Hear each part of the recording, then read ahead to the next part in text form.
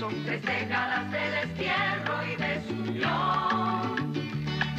30 años de duro exilio, extranjero domicilio.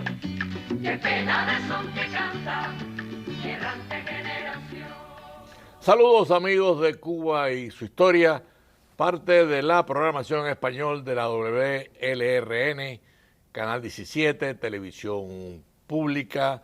Mi nombre es Alberto Müller y agradecemos a los amigos oyentes por las llamadas que hemos tenido del primer programa sobre el catolicismo en Cuba. En el día de hoy, pues nos adentramos en el segundo programa. La historia es larga, la historia está llena de incidencias y por eso pues igual lo vamos a hacer en la serie sobre las religiones y las fraternidades. Vamos a tener en cada uno de ellos posiblemente 2 programas para poder cubrir todas las incidencias históricas y compartirla con ustedes. Me acompaña también en este segundo programa sobre la Iglesia Católica en Cuba el historiador Antonio Bechiri. Bienvenido, Antonio, ¿cómo estás? Muy buena, estoy muy bien, gracias. ¿Cómo estás? Pues aquí tratando de compartir con los amigos televidentes la historia sobre el catolicismo cubano, que no deja de ser interesante porque Cuba, el catolicismo cubano era mayoritario y eso, bueno, le da un peso, no quiere decir que sea mejor que las otras, no, eso no es la intención, pero sí tenía una capacidad,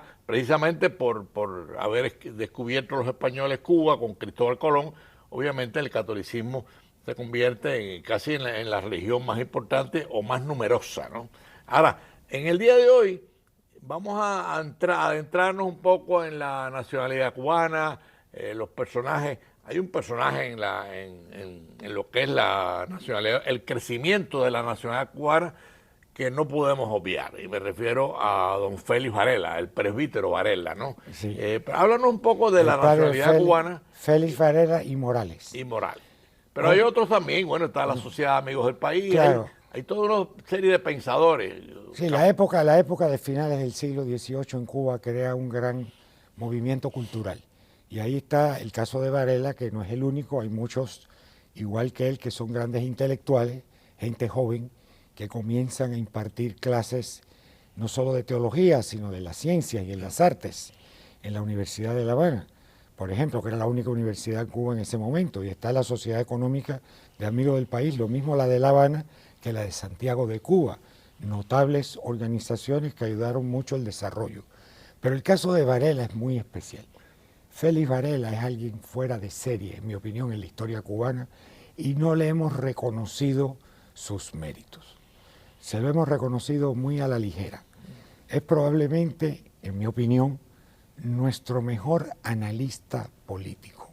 Félix Varela tiene una obra fuera de lo normal en sus escritos sobre el análisis de la realidad política cubana, las condiciones de Cuba como centro de América, que no hay duda de que es la entrada del Golfo, y es obvio que la situación geopolítica de Cuba ha sido nuestro beneficio y también en muchas ocasiones nuestra desgracia, como sabemos. Yo quería interrumpirte para darte la palabra otra vez, pero con mucha rapidez, pero no quería dejar atrás lo que es los educadores cubanos. Es importante. Varela es uno, pero ahí está José de la Luz y Caballero, Mendive, toda una serie de generación de educadores que ayudaron a educar a las generaciones, inclusive independentistas. Bueno, el gran maestro de Martí fue Mendive, Rafael Mendive. Así es. Entonces, esto es importante, lo señalo, porque claro, el programa no da para mucho en cuanto a tiempo, pero tenemos pensado en nuestra programación para ya el año próximo hacer un programa sobre los educadores cubanos. O sea, lo adelanto para que el amigo televidente sepa que nos preocupamos de todo a los efectos de compartir la historia de Cuba con ustedes con la mayor intensidad posible. Pero bueno, volvamos a Varela. No, estoy de acuerdo con lo que acabas de decir, pero simplemente resalto a Varela, claro, por el impacto que Varela causa en la cultura política cubana. Y la cultura política cubana de Varela se define muy rápido en las Cortes de Cádiz. Cortes que se organizó tardíamente, pero a causa de la abdicación de los Borbones, y no tuvo los resultados esperados. Al contrario, lo que dio resultado promovió la independencia de América en gran parte, excepto en las Antillas, como todos sabemos. Pero Varela nos da un contexto político tan curioso, interesante, profundo, sobre qué cosa es Cuba. Ya Cuba era un país desarrollado a nivel de finales del siglo XVIII. De hecho, cuando hablas de la educación y hablamos de la Sociedad Económica de Amigos del País, Arango y Parreño es uno de los grandes promotores del desarrollo de la escuela pública en Cuba. Sí. De hecho, Cuba es el primer país de América que promueve la educación pública. Es indispensable el personaje de Arango y Parreño para entender todo el proceso evolutivo exacto, político y económico de Cuba. Y de crecimiento. Pero el caso de Varela es todavía más espectacular, de nuevo, porque los argumentos de Varela son tan contundentes. Su análisis político es tan claro sobre cuál debe ser el futuro político de Cuba. Y él hace referencia, por ejemplo, al hecho de que Cuba, siendo un archipiélago, es decir, que somos islas, tenemos que ser lo mismo en la política, no solamente en la geografía. Es decir, que debemos estar separados de los problemas del continente, que él vio venir muy claramente, las guerras civiles de México, de la Nueva España. Una mente independentista. Pero quiero hacer lo mismo que hice hace 5 minutos, una interrupción, porque antes de Varela vienen las 2 diócesis cubanas ya, o sea, establecidas, claro, Santiago, Santiago que es la primera, la ciudad de Cuba. Por eso los santiagueros dicen que son cubanos 2 veces, porque son de la ciudad de Cuba y son cubanos. Entonces, y La Habana, que ya está establecida, de acuerdo. Eso da un gran impulso en Cuba también, ¿eh? En el caso de La Habana, estamos hablando de la época de Espada, del obispo Espada. Que fueron obispos espectaculares. Claro, muy controvertido la cuestión de Espada, ¿eh? Yo tengo opiniones a veces encontradas con Espada, porque Miguel Figueroa, el diplomático historiador cubano, escribió una excelente obra sobre Espada, que fuera de serie, porque obtuvo todos los documentos, pudo consultar todos los documentos que estaban en el Vaticano. Espada tuvo muchos encontronazos con el rey Fernando VII por sus posiciones, pero no hay duda de que Espada hizo una buena obra en Cuba al final de cuentas. Hay más luces que sombras en la vida de Espada, en mi opinión, a pesar de que probablemente no es el más de mis favoritos, uno de mis favoritos obispos cubanos. Pero en fin, ese desarrollo en Cuba se lleva a cabo muy rápidamente. El siglo XIX es un siglo de gran desarrollo económico en Cuba y de gran reconocimiento de la cultura cubana a nivel internacional. De hecho, durante el reinado de Fernando VII, los cubanos criollos ejercieron una gran influencia en la corte española y grandes notables fueron miembros de la corte española, criollos cubanos. Entre ellos está, por ejemplo, el padre de la condesa de Merlín. La condesa de Merlín. Exactamente. Escritora. La escritora. Es decir, tenemos un impacto muy importante en lo que es la relación Cuba-España, España-Cuba. Pero volviendo a Varela, el caso de Varela es muy curioso. Si Varela hubiese podido regresar a Cuba, que no pudo porque fue declarado sedicioso por Fernando VII y su... Tiene que salir de España huyendo. Tiene que salir de España huyendo, y donde único se puede refugiar es en Nueva York. Y su refugio en Nueva York es donde Varela también brilla, porque Varela realizó una obra social en Nueva York que es única en la historia del catolicismo en Estados Unidos, y esto hay que reconocer que Varela es el creador de lo que es las caridades católicas de Nueva York. De hecho, los neoyorquinos, sobre todo los irlandeses, son los que han promovido la causa de Varela. Sí, no, además hay que decir algo que nosotros lo estuvimos hablando antes del programa, ¿no? Estamos hablando de un Nueva York muy hostil, muy protestante, no era católico. Cuando Varela inicia toda su obra caritativa en Nueva York, estaba mal visto. Bueno, es la época de la primera gran migración irlandesa, Claro. y los irlandeses eran rechazados por los nativistas.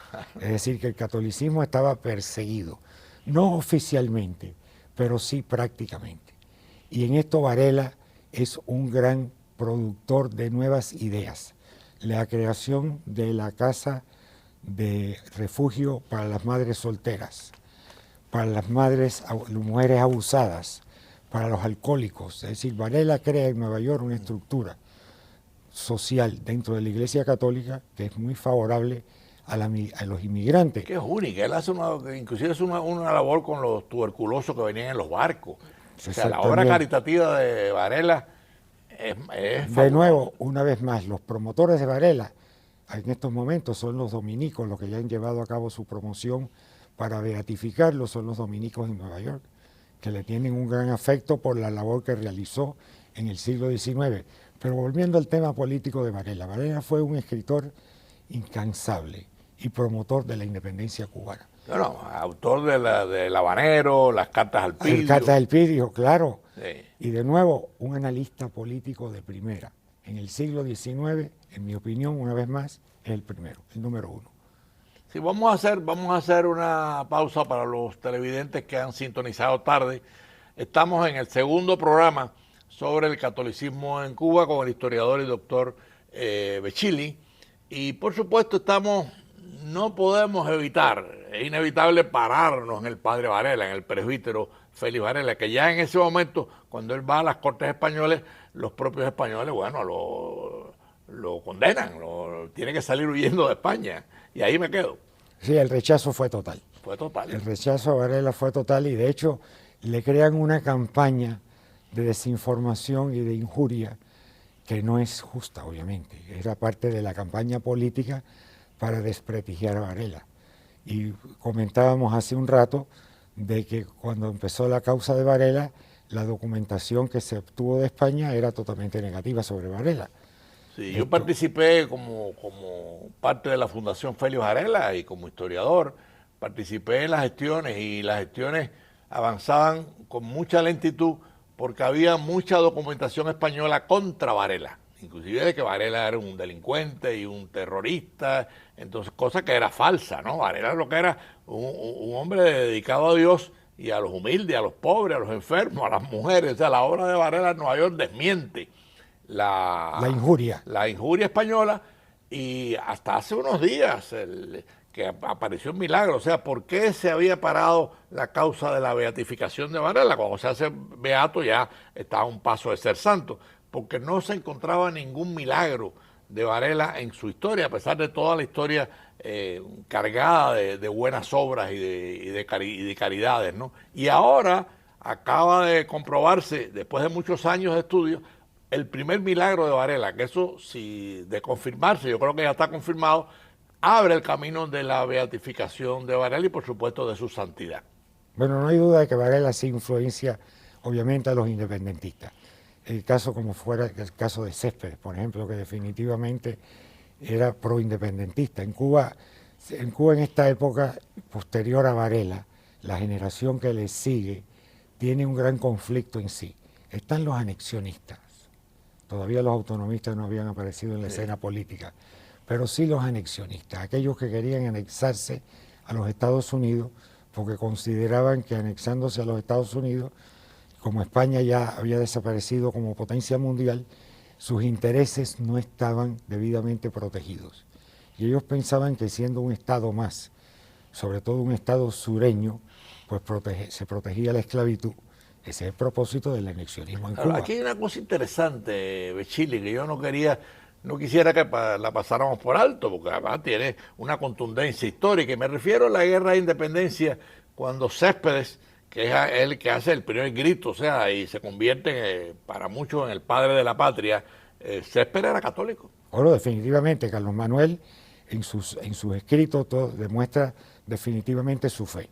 No queda duda de que Carlos Manuel de Céspedes del Castillo era no solo un hombre de gran capacidad cultural y política, como lo demuestra su obra, sino al mismo tiempo también tenía una gran fe, definitivamente. Porque es curioso, Martino era católico, a pesar de que era un hombre muy espiritual. La mayoría de los independentistas no eran católicos, precisamente porque la España estaba en contra de la independencia, ¿no? Sin embargo, el hecho de Carlos Manuel resalta, y aunque Martino lo era, en ese momento la masonería era muy fuerte, y por eso, bueno, uno de nuestros próximos programas será sobre la masonería, porque es parte de la historia cubana, además una historia muy digna desde el punto de vista independentista, ¿no? Martí, a pesar de no ser, sin embargo, la madre de Martí lo bautiza. O sea, ahí... No, mira, de acuerdo, aquí estamos de nuevo con el problema del patronato real. El rey de España tenía, o la reina de España, quien estuviera de turno, tenía la capacidad de nombrar los obispos, etcétera. De hecho, Espada, que hablamos de él en el programa pasado, Espada es nombrado por la reina María Luisa en una de sus famosas tertulias que tenía en su casa, donde se reunían los notables para nombrar cualquier cosa. Lo mismo podía ser un capitán general que un obispo.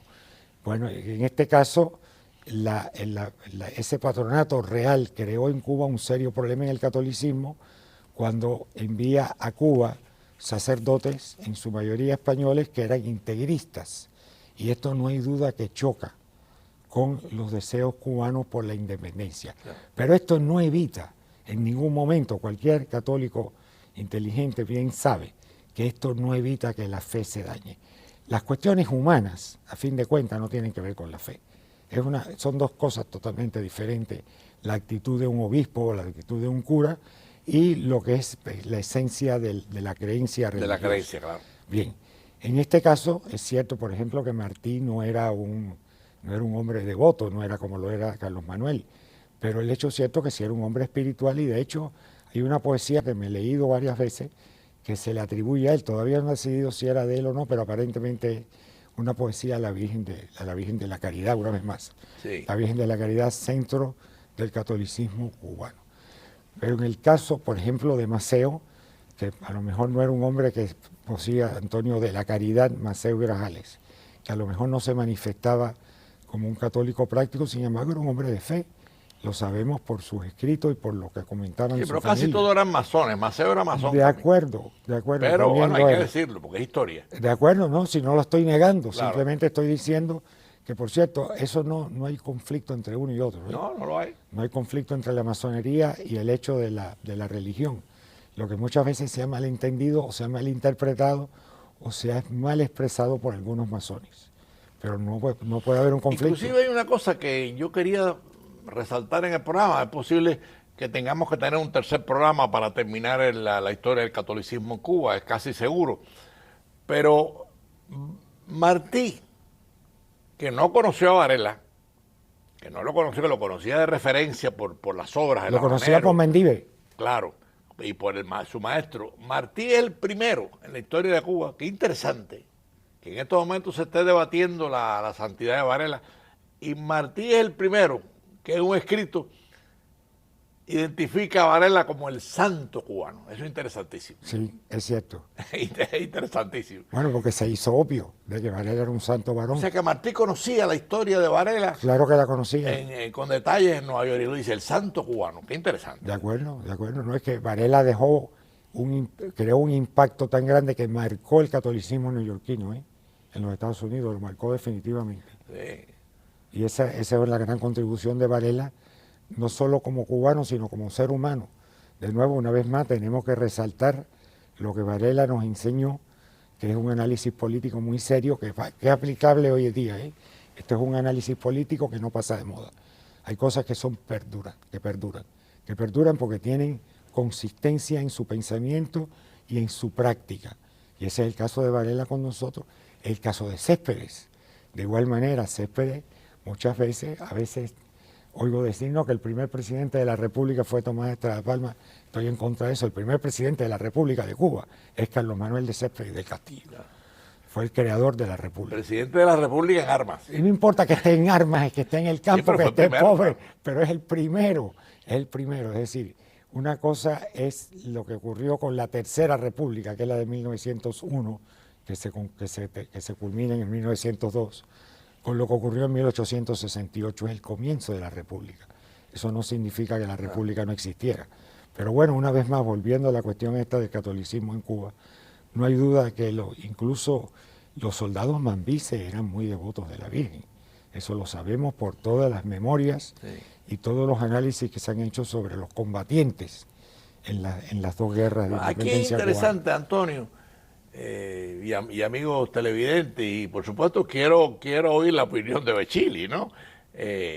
¿Cómo, a pesar de que los españoles obviamente estaban opuestos a la independencia, cómo los cubanos católicos sortean ese es un factor negativo en lo que es el crecimiento del catolicismo en Cuba? Sin embargo, se logra sortear eso de tal forma que después que se inicia la República, el catolicismo se convierte en la religión predominante de Cuba. Entonces, Sí, no hay duda de que todo ser humano que piensa sabe muy bien, como dijimos hace un momento, la diferencia entre la actuación de un ser humano que puede tener una idea muy concreta sobre política o sobre incluso la misma religión y el que solamente está mirando su cuestión de fe. Y no hay duda que el pueblo cubano siempre fue un pueblo de fe. claro. Y eso lo ayudó a sortear muchas de las vicisitudes que ocurrieron durante las dos guerras de independencia de Cuba, que en verdad, hablemos de 30 años, de verdad que hubo 30 años de lucha, con un intermedio ahí un poco de tranquilidad, pero eso no, nunca cesaron las aspiraciones políticas de los cubanos por la independencia, y todo esto se llevó a cabo dentro de un contexto en gran medida también de fe y de religiosidad, como hablamos sobre los combatientes del ejército cubano, del ejército No, libertador. por ejemplo, la espiritualidad de Martí es innegable. Cuando uno se revisa la obra de Martí... No, y Céspedes enseguida pide un Te Deum en el momento que declara la independencia de Cuba, en Bayamo, en San Salvador de Bayamo. Es decir, que estas cosas son evidentes, que los seres humanos sabemos cómo manejar la cuestión de la fe, independientemente de lo que otro pueda decir o pueda intentar hacer. No, hay algo también interesante y quería saber tu opinión como historiador, ¿no? Una vez que se logra, bueno, la independencia de Cuba se logra por la guerra hispanoamericana, no fue un triunfo directo contra los españoles, ahí hubo un intermedio que es la guerra hispanoamericana, pero Cuba logra su independencia. Y qué interesante, y aquí te dejo la palabra, que los independentistas le piden a la Iglesia Católica que la Virgen sea la patrona de Cuba. De acuerdo, sí, ese fue el general Jesús Rabí, el que promovió esta que era causa, católico también. que era católico también. De acuerdo, y entonces el Papa Benedicto XV fue el que proclamó la Virgen de la Caridad. Interesantemente que nos hizo un gran honor, porque septiembre 8 es tradicionalmente el cumpleaños de la Virgen María. Y esto se celebra en todas las iglesias católicas orientales. Y obviamente, y también del rito latino. Es decir, que el 8 de septiembre, cumpleaños de la Virgen, es la Virgen de la Caridad. Algo que Benedicto XV lo hizo, estoy seguro, con mucha conciencia, y los veteranos, definitivamente, que son los promotores de esto, lograron algo que de verdad Cuba se merecía. Por cierto, tengo que regresar un momento cuando hablamos de la guerra de independencia. El arzobispo de La Habana, Frutos, le reclamó a Weyler toda la responsabilidad por las desmanes de la concentración. Sí. Obviamente Weyler lo puso en la calle de Paticas, ¿no? Sí, ahí hubo un rompimiento entre el arzobispo Frutos, por cierto que era catalán, y Weyler, que también era catalán. Era sí, pero es mallorquín. histórico ese Pero ese reclamo. hecho de que el reclamo, de que la iglesia haya reclamado, el jerarca de la iglesia en Cuba, haya reclamado el abuso que se cometió contra el campesino cubano, en su mayoría canarios. Es decir, probablemente Weyler le causó la muerte a más españoles que la misma guerra, Claro. con la reconcentración. Yo he examinado los archivos parroquiales en Matanzas de esa época, por ejemplo. Estamos hablando de miles de muertos en la ciudad de Matanzas, en Limonar, en Coliseo. Sí. Se nota muertos a causa de la reconcentración, del paludismo, de la fiebre amarilla, de la tifoidea, en fin. Weyler creó un desastre en Cuba. Bueno, ese desastre se lo reclama Frutos. Obviamente Weyler no le hizo caso. No, España estaba perdida, francamente. Sí. España perdió todo su compás moral. En el Yo siglo creo que XIX. perdía, si no hay guerra hispanoamericana, perdía también, pero bueno, Oh, no, perdía siempre. la guerra Perdía estaba ahí, siempre. la guerra... No, lo que hablo de perdida es que perdió el compás moral. Ah, sí, claro. Yo Bueno. quería dejar para final algo que es interesante también y te lo dejo. Cuando viene ya la independencia y una relación directa, no fue la iglesia, pero sí fue una creencia. Cuando se discute la constitución del 2001, No, del 1901. de 1901, perdón, el nombre de Dios en la constitución. Sí. O sea, la espiritualidad de los mambises, por supuesto no es el catolicismo, pero sí había una espiritualidad mambisa muy fuerte. Bueno, de acuerdo, sí, ya lo hemos mencionado anteriormente. Y eso ahí sí entra un poco el empuje de Martí. O sea, la espiritualidad de Martí yo creo que le da forma a esta espiritualidad republicana en Cuba. Bueno, a ver, volvamos un momento a Martí y su espiritualidad. No hay duda de que Martí la tenía. De hecho, toda la obra martiana política está permeada de esto. ¿Ok? Claro. Ahí está la famosa carta que le recomiendo a todo el mundo que la lea, que es la carta poema, como le dice él, a mi señor Néstor Ponce de León. Sí. Y esa carta que acaba diciendo con todos y para el bien de todos, ahí donde está plasmada esa frase, comienza hablando de quién es vil y quién no es vil. Porque alguien dijo en Broadway, que él había dicho en un discurso, me imagino que los cubanos se reunían a tomar el famoso café en el restaurante que se llamaba Yara, que estaba cerca de la calle Canal y Broadway, y alguien dijo que Martí se había referido a los autonomistas como viles. Sí. Y Martí dice que no, que ningún cubano para él es vil, que vil es aquel que asesina, etcétera, etcétera. Bien. Es decir, que la buena voluntad de Martí se demuestra Claro. en toda su La obra. espiritualidad. Exacto. Ahí está. Ahí está, pero claramente definida.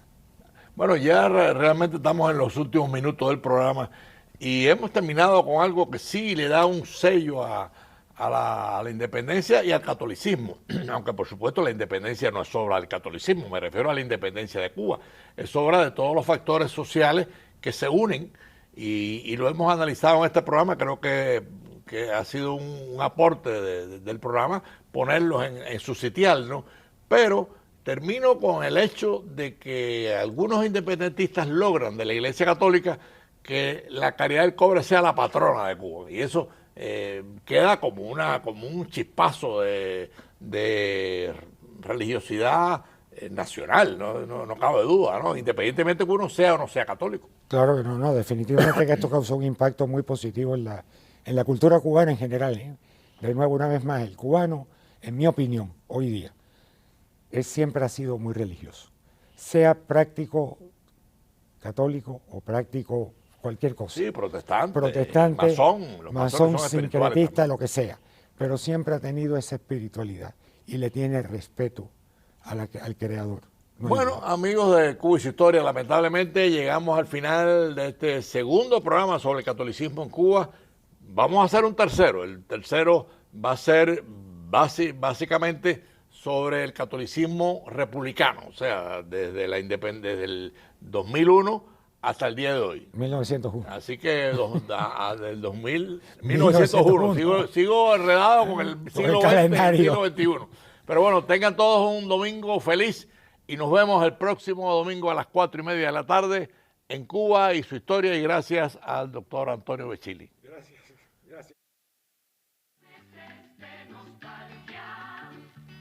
Son 3 décadas de destierro y desunión.